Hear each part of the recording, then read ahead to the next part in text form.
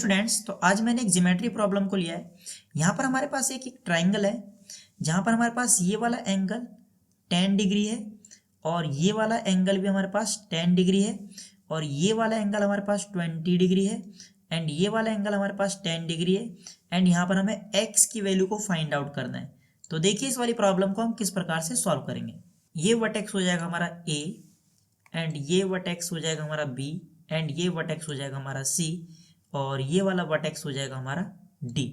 अगर आप CDB triangle को देखते हैं तो ये हमारे पास CBD ट्रायंगल में यहाँ पर अलग बना रहा हूँ। तो यहाँ पर है हमारे पास CB एंड यहाँ पर हमारे पास D। ये वाला एंगल हमारे पास 10 डिग्री है एंड ये वाला एंगल हमारे पास 10 डिग्री है। तो अगर किसी ट्रायंगल में दो एंगल्स इक्वल होते हैं तो उनकी अपोजिट लेंथ इक्वल होती है। तो यहाँ पर मैं बोल सकता हूँ कि जो CD लेंथ होगी वो BD लेंथ के बराबर होगी, जो CD लेंथ होगी वो बराबर होगी BD लेंथ के।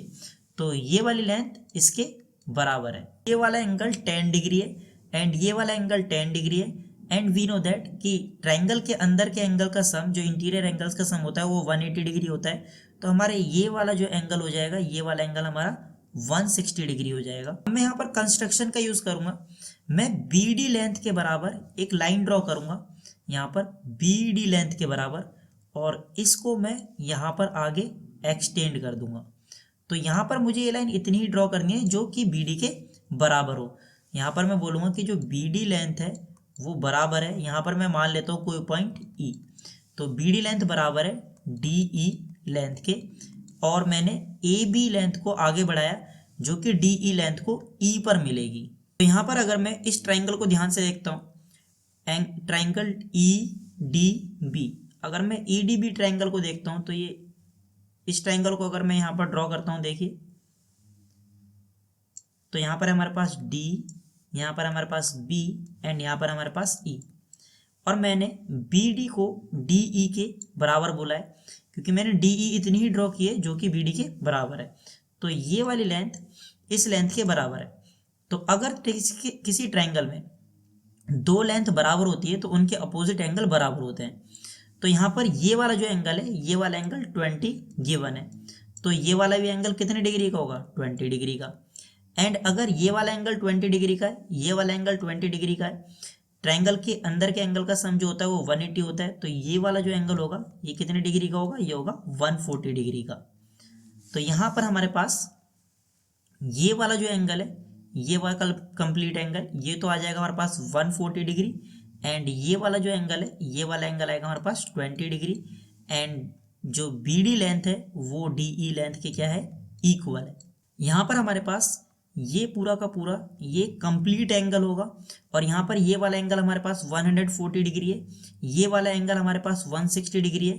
तो हमारे पास जो ये वाला एंगल होगा, ये वाला कंप्लीट एंगल, ये वाला एंगल हमारे पास 60 डिग्री होगा क्योंकि कंप्लीट एंगल हमारे पास 360 डिग्री का होता है और 140 प्लस 160 ये 300 के बराबर आ जाएगा और कंप्लीट एंगल 360 का होता है। तो 360 में से 300 को माइनस करेंगे तो ये वाला हमारे पास एंगल आ जाएगा 60 डिग्री। अब मैं इस EC लाइन को ज्वाइन करूंगा। यहाँ पर अगर मैं ECD ट्रायंगल को ध्यान से देखता हूँ तो ये हमारे पास ECD ट्रायंगल है। तो यहाँ पर हमारे पास वर्टेक्स है E एंड ये वर्टेक्स है C एंड ये वर्टेक्स है D। ये वाला पॉइंट एंगल हमारे पास 60 डिग्री का है एंड यहाँ पर हमारे पास ये वाली साइड इस लेंथ के बराबर है। अगर किसी ट्रायंगल में दो साइड लेंथ बराबर है तो उनके अपोजिट एंगल इक्वल होते हैं। तो ये वाला एंगल इस एंगल के इक्वल होगा एंड यहाँ पर हमारे पास ये वाला एंगल 60 डिग्री है एंड ट्रायंगल्स के इंटीरियर एंगल्स का सम 180 डिग्री होता है। तो ये वाला भी एंगल 60 डिग्री का होगा एंड ये वाला भी एंगल हमारा 60 डिग्री का होगा।